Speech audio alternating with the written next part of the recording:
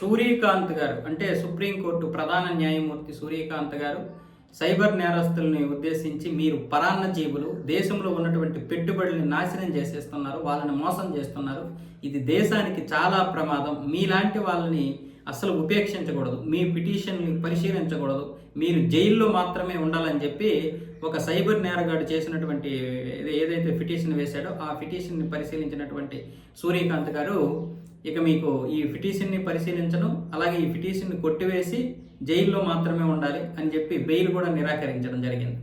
మీలాంటి వాళ్ళు ఈ దేశానికి చాలా ప్రమాదకరం. ఎందుకంటే మీరు ప్యాన్ ఇండియా మోసాలు చేస్తారు. ఒకడు గుజరాత్లో మోసం చేస్తే ఒకడేమొచ్చేసి ఆంధ్రప్రదేశ్లో చేస్తాడు, లేదా తెలంగాణలో చేస్తాడు, ఒకడు ముంబైలో తేలుతాడు, ఇంకొకడు ఢిల్లీలో తేలుతాడు, ఇంకొకడేమొచ్చేసి అటు ఈశాన్య రాష్ట్రాల్లో కూడా మోసం చేస్తారు. మీలాంటి వాళ్ళు ఈ పెట్టుబడులు పెడుతున్నటువంటి వాళ్ళని భయపెట్టేస్తున్నారు. దీనివల్ల పెట్టుబడులు దేశానికి రావు. కాబట్టి మీలాంటి వాళ్ళకి ఎట్టి పరిస్థితుల్లో కూడా బెయిల్ ఇవ్వకూడదని చెప్పి చాలా కఠినంగా మాట్లాడడం జరిగింది. నిజమే కదా. సుప్రీంకోర్టు ఈ మధ్య తను చేసినటువంటి వ్యాఖ్యలు సమర్థించుకోవడం, ఇలాంటి వ్యాఖ్యలు చేయడం నిజంగా గొప్ప విషయమే. ఇంతకుముందు ఇలా మాట్లాడలేకపోయేది. ఈ మధ్య కాక్రోచ్లు కూడా అని చెప్పింది. ఎవరైతే నేరాలు చేస్తున్నారో, ఎవరైతే ప్రభుత్వాన్ని వ్యవస్థని విమర్శించేటటువంటి వారిని ఉద్దేశించి మాట్లాడినటువంటి మాటలు కాక్రోచ్.